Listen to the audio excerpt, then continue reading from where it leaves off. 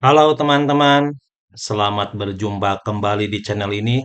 Salam sehat, salam bahagia, dan salam sukses untuk kita semua. Pada video kali ini kita akan membahas salah satu uji yang cukup penting dalam analisis data, yaitu uji linearitas. Bagi teman-teman yang sedang mengerjakan skripsi, mungkin pernah mendapatkan pertanyaan dari dosen seperti ini. Apakah data Anda sudah memenuhi asumsi linearitas? Atau mungkin masih bingung sebenarnya apa yang dimaksud dengan linearitas, mengapa perlu diuji, dan bagaimana cara menentukan apakah hubungan antar dua variabel sudah linear apa belum. Nah, pada video kali ini kita akan membahas alur uji linearitas dari awal sampai akhir. Kita akan memulai dari menentukan variabel, memastikan jenis data, melihat hubungan melihat hubungan melalui scatter plot, melakukan uji linearitas di SPSS, membaca output sampai menentukan kesimpulan dan langkah selanjutnya. Jadi, mari kita mulai. Langkah pertama, ini langkah pertama. Langkah pertama adalah menentukan variabel yang akan diuji linearitasnya. Uji linearitas pada dasarnya digunakan untuk melihat apakah terdapat hubungan yang berbentuk linear antar dua variabel. Sebagai contoh, kita memiliki penelitian mengenai hubungan antara motivasi belajar dengan hasil belajar.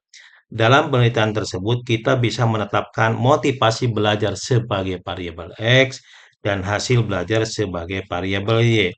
Jadi, yang ingin kita ketahui adalah apakah hubungan antara motivasi belajar dan hasil belajar tersebut membentuk pola yang linear. Perlu diperhatikan bahwa pada tahap ini kita bukan sedang menguji apakah motivasi belajar berpengaruh terhadap hasil belajar. Kita terlebih dahulu ingin mengetahui bentuk hubungan antara kedua variabel tersebut. Apakah hubungan tersebut bersifat linear atau justru tidak linear? Langkah kedua, memastikan jenis data. Setelah menentukan variabel, langkah kedua adalah memastikan jenis data yang digunakan. Uji linearitas digunakan untuk melihat hubungan antar variabel yang datanya bersifat numerik. Oleh karena itu, kita perlu memastikan bahwa variabel X dan Y memiliki data yang dapat diperlakukan sebagai data numerik, misalnya data dengan skala interval atau rasio. Sebagai contoh, kita memiliki skor motivasi belajar dan skor hasil belajar dari sejumlah responden. Jadi, sebelum melakukan analisis di SPSS, jangan langsung memasukkan data ke dalam menu uji linearitas. Pastikan terlebih dahulu bahwa variabel yang akan diuji memang sesuai dengan tujuan analisisnya. Kesalahan dalam menentukan jenis variabel sejak awal dapat menyebabkan analisis yang kita lakukan menjadi tidak tepat. Ketiga, melihat pola hubungan dengan scatter plot. Langkah ketiga adalah melihat pola hubungan antara variabel X dan Y melalui scatter plot. Scatter plot merupakan pola grafik yang menampilkan penyebaran titik-titik data antara dua variabel. Tujuannya adalah untuk memperoleh gambaran awal mengenai bentuk hubungan kedua variabel. Misalnya, jika titik-titik data cenderung mengikuti pola garis lurus dari kiri bawah menuju kanan atas, maka secara visual terdapat indikasi hubungan linear positif. Sebaliknya, jika titik-titik cenderung membentuk pola garis dari kiri atas menuju kanan bawah, maka terdapat indikasi hubungan linear negatif. Namun, jika titik-titik justru membentuk pola melengkung seperti huruf U atau pola kurva lainnya, maka hubungan tersebut patut dicurigai tidak linear. Tetapi teman-teman perlu diingat satu hal penting, scatter plot hanya memberikan gambaran visual. Jadi, kita tidak boleh hanya melihat grafik kemudian langsung menyimpulkan bahwa data linear atau tidak linear. Kita tetap perlu melakukan pengujian secara statistik menggunakan uji linearitas. Langkah keempat, melakukan uji linearitas di SPSS. Setelah mendapatkan gambaran awal dari scatter plot, kita masuk ke langkah berikutnya, yaitu melakukan uji linearitas menggunakan SPSS. Untuk melakukan uji linearitas, kita dapat masuk ke menu Analyze, kemudian compare mean, lalu pilih mean. Setelah itu, masukkan variabel yang menjadi prediktor atau variabel X ya, ke bagian independent list. Kemudian masukkan variabel Y ke bagian dependent list. Selanjutnya kita klik option. Di dalam option kita cari dan centang pilihan test for linearity. Setelah itu, klik continue, kemudian klik OK. SPSS akan menampilkan output yang dapat kita gunakan untuk menilai apakah hubungan antara variabel X dan Y memenuhi asumsi linearitas. Langkah kelima, melihat output. Nah, sekarang kita masuk ke bagian yang sangat penting, yaitu membaca output uji linearitas. Pada output SPSS, kita akan menemukan tabel ANOVA. Di dalam tabel tersebut terdapat bagian yang perlu kita perhatikan, yaitu linearity dan deviation from linearity. Jangan hanya melihat satu bagian saja, kita perlu memperhatikan keduanya. Pertama, linearity. Bagian ini digunakan untuk melihat apakah komponen hubungan linear antara X dan Y signifikan. Yang kedua, deviation from linearity. Bagian ini digunakan untuk melihat apakah terdapat penyimpangan yang signifikan dari pola hubungan linear. Jadi, kedua nilai tersebut memiliki fungsi yang berbeda dan harus dibaca secara bersama-sama. Langkah keenam, menginterpretasikan hasil. Sekarang kita masuk ke bagian inti, yaitu bagaimana menentukan apakah hubungan X dan Y benar-benar linear. Untuk interpretasi yang umum digunakan, kita memperhatikan dua kriteria, yaitu nilai sig pada linearity harus kurang dari 0,05. Jika nilai signifikansinya kurang dari 0,05, berarti terdapat hubungan linear yang signifikan antara variabel X dan Y. Kemudian yang kedua, nilai sig pada deviation from linearity harus lebih besar dari 0,05. Jika nilainya lebih besar dari 0,05, berarti tidak terdapat penyimpangan yang signifikan dari hubungan linear.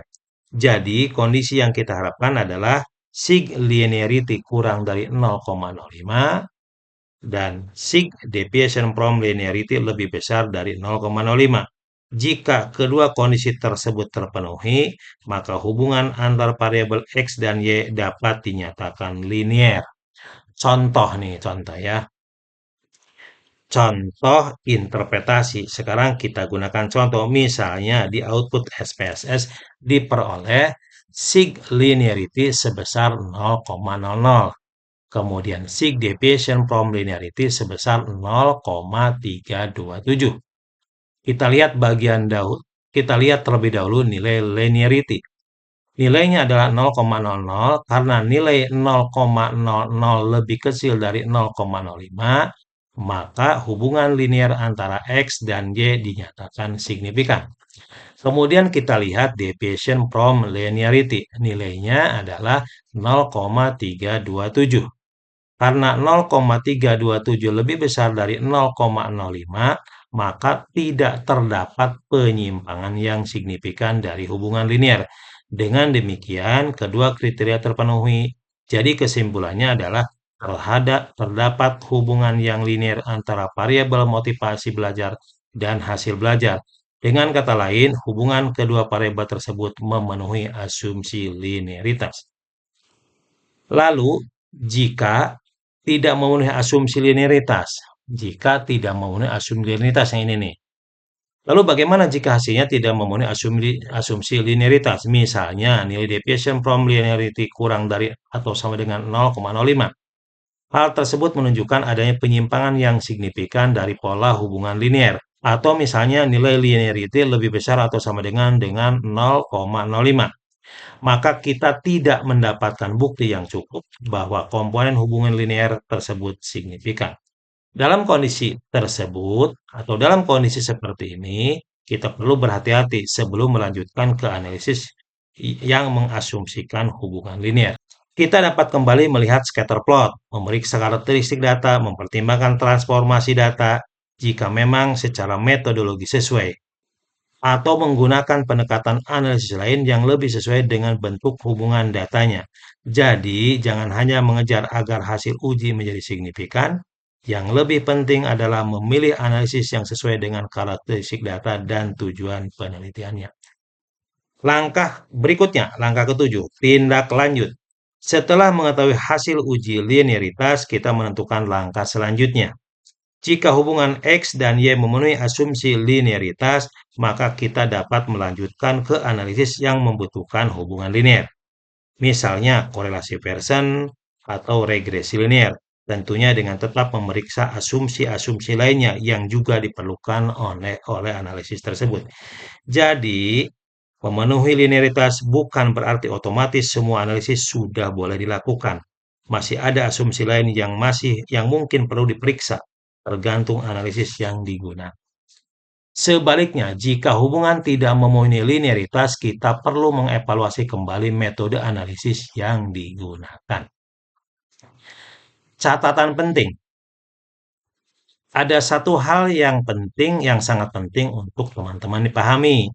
Uji linearitas bukan digunakan untuk mengetahui seberapa kuat hubungan antara dua variabel. Uji linearitas digunakan untuk mengetahui bentuk hubungan, yaitu apakah hubungan tersebut cenderung mengikuti pola linear atau tidak. Jadi jangan sampai kita berpikir kalau korelasinya kuat, pasti linear. Belum tentu. Sebuah hubungan bisa saja memiliki pola tertentu yang tidak linear. Karena itu, linearitas perlu diperiksa secara khusus ketika analisis yang dipergunakan memang mensyaratkan adanya hubungan linear. Baiklah teman-teman, kita sudah membahas seluruh alur uji linearitas, mulai dari menentukan variabel, kemudian memastikan jenis data, melihat pola hubungan melalui scatter plot, melakukan uji linearitas di SPSS, membaca bagian linearity dan deviation from linearity, sampai menentukan kesimpulan dan tindak lanjutnya. Jadi sekali lagi, untuk kondisi yang memenuhi asumsi linearitas, kita mengharapkan sig linearity kurang dari 0,05 dan sig deviation from linearity lebih besar dari 0,05. Jika kedua kriteria tersebut terpenuhi, maka hubungan antara variabel X dan Y dapat dinyatakan linear. Semoga penjelasan di video ini dapat membantu teman-teman memahami bahwa uji linearitas bukan sekadar mengikuti langkah di SPSS, tetapi juga harus memahami apa yang diuji dan bagaimana cara mengambil kesimpulannya. Pada video berikutnya, kita bisa lanjut ke praktek uji linearitas menggunakan SPSS. Dari mulai memasukkan data, menjalankan analisis, sampai membaca outputnya secara lengkap. Jika video ini bermanfaat, jangan lupa like, share, komen, subscribe, dan aktifkan lonceng notifikasi agar teman-teman tidak ketinggalan tutorial statistik berikutnya. Sampai jumpa di video selanjutnya. Wassalam.